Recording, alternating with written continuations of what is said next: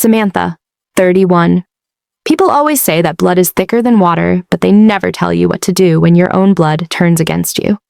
I used to think my family was strong, close-knit, the kind that supported each other even when things got ugly. But I learned the hard way that sometimes the ugliest monsters wear your last name and know exactly how to rip your life apart from the inside. This is the story of how my sister framed me, destroyed my name, and convinced everyone I loved that I was a liar and a thief, all so she could take everything our grandfather left behind. It all began 2 weeks after my grandfather, Harold Whitman, passed away. He was a respected history professor from Richmond, Virginia. A stern man, but he had a soft spot for us grandkids. Growing up, he would let us play in his study while he sat in his leather armchair reading Civil War journals and sipping coffee from the same chipped mug. I always thought he would live forever.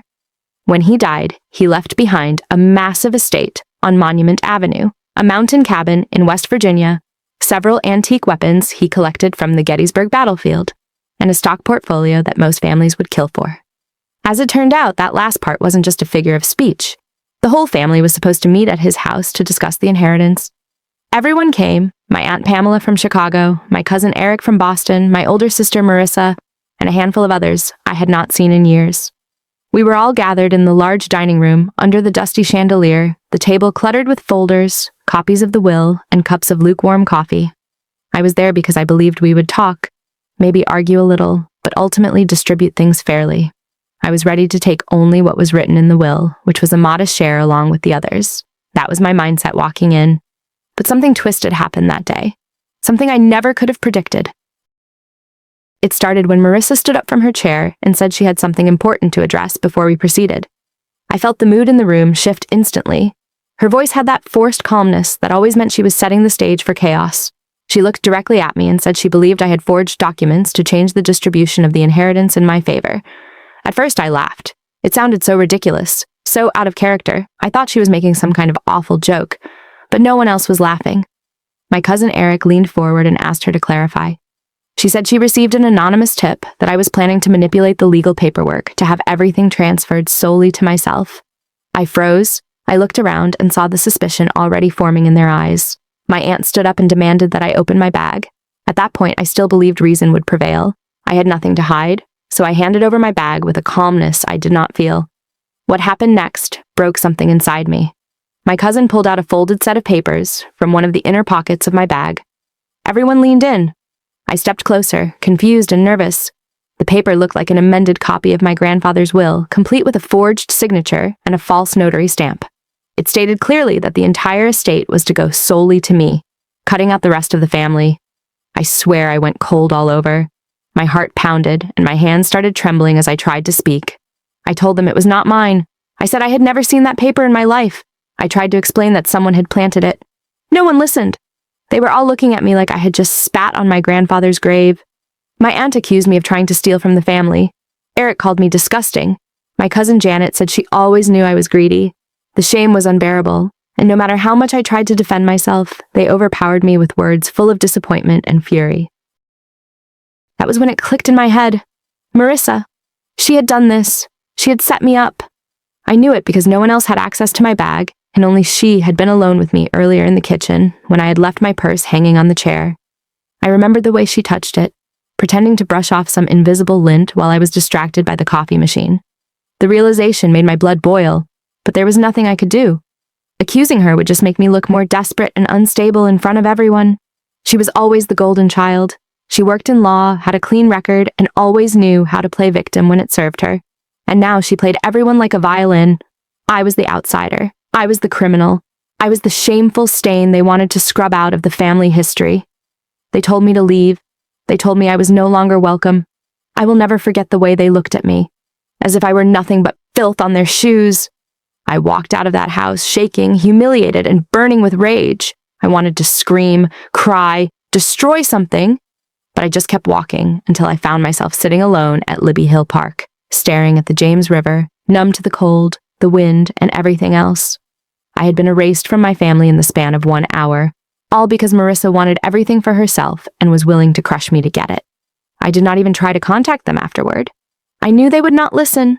I knew the damage was done. For the next few weeks, I stayed holed up in my apartment in Charlottesville, spiraling in and out of disbelief. Every time I replayed that day in my head, the betrayal cut deeper. I thought about all the birthday parties we spent together, the holidays at Grandpa Harold's cabin, the laughs, the shared childhood. All meaningless now, replaced by forged ink and carefully planted lies. Marissa got what she wanted. She ended up with everything. Grandpa's house, the cabin, even the antique pistol he once showed me as a child, saying it would be mine someday. She stood there with a smile on her face as they divided up what was left and pushed me into the shadows. I wish I could say that was the end, but this was just the beginning. Because even if I could not prove my innocence that day, I was not going to let her get away with this forever. She lit a fire inside me that day, and when it is time for the world to see who she really is, I will be the one holding the torch. Update 1. A week had crawled by since that day, since I was exiled like a criminal from the very house where I spent every Thanksgiving, every 4th of July, every lazy Sunday summer barbecue. No one called. No one texted. My name was poison now. I kept scrolling through my phone out of habit, half hoping for someone, anyone, to realize they had made a mistake. But all I saw were group photos posted by Marissa from the reading of the will, smiling like she had won some kind of twisted lottery. I deleted every one of them. I tried to distract myself, but every corner of my apartment reminded me of the betrayal. Every time I opened my fridge, I remembered that I had picked out the same model with Marissa for Grandpa Harold's kitchen last year. Every time I heard wind outside, I saw the porch of his Monument Avenue house, and the way the trees bent under the weight of time, just like my family had bent under the weight of greed. Then came the news. It started as a whisper on a community forum for local estates and inheritance filings. I had been obsessively checking for updates because despite everything, I still wanted to see the truth come out. And then I saw it. Probate court filings had confirmed that the original, unaltered will had been sealed in a second location and revealed something none of us were prepared for. My grandfather had appointed a third-party legal executor to divide the estate, and not a single one of my relatives had been assigned any immediate asset. Instead, the entirety of the inheritance had been converted into a multi-year charitable trust. The house, the cabin, the stocks, everything was to be sold off gradually and funneled into historical preservation funds, veterans education programs, and local community archives. No one got a penny, not even Marissa. The fallout was volcanic. Within 2 hours, my inbox, empty for days, exploded. But not with apologies, not with regrets. The same relatives who had called me a disgrace now accused me of orchestrating the entire thing from the beginning. They were convinced that I had somehow manipulated the executor, tampered with the court filings, and convinced Grandpa Harold before his death to write them all out. They were furious and louder than ever. Marissa, who had built her entire future on the illusion that she had claimed the whole inheritance, was suddenly posting cryptic quotes about betrayal and injustice. My cousin Eric wrote a thread online about how some people in the family had rigged the system and silenced the legacy of the Whitman name. My Aunt Pamela tried to organize a family Zoom call, supposedly to air grievances, but in reality, it was just a digital firing squad. I joined out of a stupid, naive curiosity. Part of me still hoped someone would speak up in my defense. They did not. They stared at me through their tiny little video windows like I was a virus they could not contain. Marissa took the lead again, accusing me of being the mastermind, of planting the second will, of controlling the narrative from the shadows. She said I had always been calculating, always the quiet one who smiled while plotting, and that now everyone could see the truth. Pamela agreed. Eric said he was not surprised. Janet cried. Not because of loss, but because she genuinely believed that I had robbed her of her chance to own a piece of the Whitman legacy. And all I could do was sit there, frozen, staring at the screen while each person took their turn tearing me apart for something I had no hand in. I tried to remind them that I had been just as surprised by the charitable trust as they were, that if I had really wanted to steal the inheritance, why would I let it go to anonymous beneficiaries? But they would not listen. They could not. Their egos could not process the truth, that their entitlement had been the real thief, and that their anger was born not of betrayal, but of humiliation. The moment the call ended, I sat back in my chair in absolute disbelief. Not only had I been framed and thrown out like trash, not only had I lost every bond I once believed was sacred, but now I was being held responsible for a loss I did not even cause. They had chosen to see me as the villain because it made their own failure easier to swallow. I had become the scapegoat for their broken expectations. I stared at the dark screen in my room, lit only by the soft blue light of the computer monitor, feeling the weight of it all. The The silence after the call was louder than their accusations. I had lost everything that day in Grandpa Harold's house, and now I was losing again. They truly believed that I had stolen everything and hidden it in plain sight under a mask of innocence. And the worst part was, they were never going to stop believing it, not because it was true, but because it was easier. Easier to hate me than to accept that greed had finally outplayed them all. Update 2. It was a Saturday afternoon when they showed up. I had just returned from the grocery store, still holding a bag of apples and oat milk when I saw them standing in the hallway outside my apartment door. Marissa, Eric, Pamela, and even Janet, who had flown in from Atlanta. The cold look in their eyes said everything. They were not here for reconciliation. They were here for confrontation. They did not ask to come in. They pushed past me the moment the door opened, their faces flushed with suspicion and entitlement. I stood frozen as they stormed into my space like a group of self-righteous detectives, scanning the room as if my coffee table was hiding secret bank account ledgers. My apartment was modest, clean, and ordinary. A few framed photos of my late dog Pepper, a pile of books on the coffee table, neutral beige walls, and a half-broken floor lamp I kept meaning to replace. But to them, it was the scene of a heist they had convinced themselves I pulled off. Marissa accused me of hiding assets. Pamela demanded to see the documents. Eric said I must have had bank transfers sent offshore. They believed I had stashed their inheritance somewhere behind these thin drywall panels and IKEA furniture. The irony of their desperation would have been laughable if it were not so invasive. They tore through every room with a hunger that bordered on deranged. They opened every cabinet, flipped through every drawer, dumped out my filing boxes, and even opened the back of my toilet tank. They scanned receipts, invoices, tax returns, even grocery lists as if some secret code was hidden in them. They were looking for anything that would confirm their fantasy that I had tricked them all and walked away with millions. I did not stop them. I stood silently by the window, watching the chaos unfold like some surreal performance. Part of me wanted them to see for themselves, to face the emptiness and finally accept reality. But they were relentless. They moved to my bedroom. They opened my closet, expecting to find luxury goods, rare antiques, bundles of cash, only to find a few folded cardigans, 2 pairs of boots, and some old shoe boxes full of letters. They opened my nightstand drawer and found a broken wristwatch, a half-used journal, and tissues. They pulled the mattress off the frame and banged on the floorboards beneath it. When that failed, they climbed into the attic hatch and crawled through insulation and dust like they were digging for buried treasure. They checked my laptop, scrolled through every folder and drive they could access. All they found were family photos, documents from my old job at the local library, and draft chapters of an unfinished novel. No legal forms, no forged deeds, no secret trusts, no spreadsheets hiding digital assets. Just silence. The sound of truth ringing louder with every second. They found nothing. They checked under the sink, inside the trash, beneath the couch cushions. They went through my bathroom and even looked inside my shampoo bottles. They emptied my purse and patted my coat pockets. They demanded I open my phone, and when I did, they combed through every banking app and email folder. They stared at my balance, dumbfounded by the numbers that showed nothing but a standard checking account with under $1,200 in it. No hidden wealth, no inheritance, no sign that anything had ever changed in my life since the day they threw me out. Then came the final insult. They asked me to empty my pockets and remove my jewelry. I complied. I had nothing to hide. My ring was a thrift store silver band I had bought myself 3 years ago. My earrings were plastic, my clothes were cotton, and from a clearance rack. They even asked to check my coat lining and the soles of my boots. By the time they were done, I was standing barefoot in the middle of my own apartment, surrounded by relatives who had dissected my life and come up empty. The silence was deafening. Their faces were pale with confusion. Marissa kept blinking, like the truth was a glare she could not adjust to.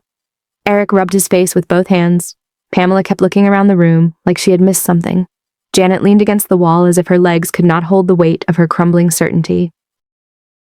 They had been so sure I had it all, so convinced that I had stolen what was never mine. And yet there it was, reality laid bare, as cold and sharp as broken glass. There was nothing.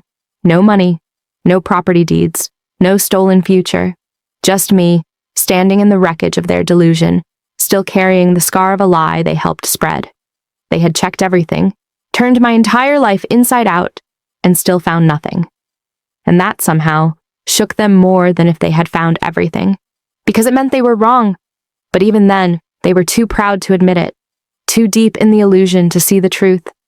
I watched as they slowly gathered their coats and purses, still shell-shocked, still unwilling to speak. They had come to expose me, but left exposed themselves. All they had uncovered was their own guilt, their own greed, and the uncomfortable truth that I had been telling the truth all along. Update 3. It was early spring when the truth finally surfaced. Not through justice, not through any grand revelation, but through arrogance. Arrogance dressed in cream leather seats and vintage chrome bumpers. I was walking past a gas station off Grove Avenue on my way to the pharmacy when I saw it. The unmistakable glint of my grandfather's 1966 Mustang, perfectly restored, a car he had refused to sell even when his knees made it impossible to drive. The engine purred like it had been reborn. And sitting behind the wheel, window down, sunglasses on, one hand lazily tapping the wheel like she was in a commercial, was Marissa. She did not see me. Or maybe she did and chose not to react. But that was the moment the veil began to fall. Not just for me, but for everyone. It started with whispers again, just like the first time. A neighbor of my grandfather's posted on a community board that someone had moved into the Whitman house and that renovations were happening inside. When pressed, she said it was one of the granddaughters. Not me, the other one. A week later, a cousin who lived nearby confirmed it. Marissa had moved into the house. She had hired a contractor to refurbish the attic, put in a home office, repainted the porch, and installed new lighting fixtures in the study. She was living there, hosting dinners, parking the Mustang out front like a trophy, like she owned the place. And that is when it all came apart. One by one, the family began to realize something was wrong. The charitable trust documents had not mentioned anyone living in the estate. The executor had not said a word about personal occupancy. No one had received anything, and yet here was Marissa, not just in possession of the car, but comfortably settled in the very house we had all been told was off limits, legally bound to be liquidated for donation. At first they tried to rationalize it. Pamela claimed there must have been a clause they misunderstood. Eric said maybe she was just house-sitting temporarily. But then photos started circulating. Party invitations with her address listed as Monument Avenue, Amazon packages posted by delivery drivers tagging her location, her LinkedIn update boasting historic property restoration enthusiast, as if that were not just a euphemism for fraud. She was not hiding it, she was flaunting it, and slowly the outrage began to turn inward. It did not take long before Eric and Janet tried to reach out to the executor. What they got in return was the shock that shattered everything. The legal firm in charge of the estate confirmed that none of the assets had been transferred yet. The sale of the property was still pending, the trust still active, the vehicle still technically unsold, which meant one thing: Marissa had forged something again. She had found a way, through either bribes or clever manipulation, to get into that house and claim it for herself before the paperwork was even finalized. She had lied. Not just about me, not just to the family, but to the court. The impact hit everyone like a freight train. I watched it unfold from the sidelines, from a place of absolute silence. I did not intervene. I did not offer commentary. I simply watched as the very people who once pointed fingers at me, who screamed in my face, who tore my home apart in search of ghosts, now sat with that same shame twisting in their guts. The group chats that once lit up with accusations were now filled with frantic questions. Everyone wanted to know how she did it, what she forged, who she bribed. But none of them wanted to ask me what I thought, because deep down they already knew the answer. She had played them all. There was a family meeting at Pamela's place in Chicago that I did not attend. They discussed legal options, but it was too late. The deed was already transferred. A quiet signature had slipped through probate oversight. The Mustang was already registered in her name. The renovations had been underway for months before anyone even noticed. She had used the chaos of their own blind rage as a smokescreen to make her move. While they were busy accusing me, she was taking everything they thought was theirs. And by the time the fog lifted, it was too late to claw it back. No one apologized. Not a call, not a message, not even a glance in my direction. They understood now that I had told the truth, that I had never forged anything, that I had never stolen $1. But admitting it out loud would mean confronting how deeply they failed me, how easily they sold me out, how willing they were to believe the worst because it was easier than accepting the truth about one of their own. Marissa never tried to reach out either. She did not need to. She had won. And she knew I would never forget what she had done. She knew the damage was permanent, and she wore that knowledge like armor. In the end, I did not get justice. I did not get an apology. I did not get restoration. But I got something else. I got proof that I was never the villain in this story. I got to watch the truth unravel on its own, without lifting a finger. I got to see the people who turned their backs on me, forced to sit in the consequence of their own foolishness. and though it did not heal the wound, it reminded me of something far more valuable than inheritance or reputation. I walked away with nothing, but I also walked away clean, and they would have to live knowing that they handed everything to the true thief themselves.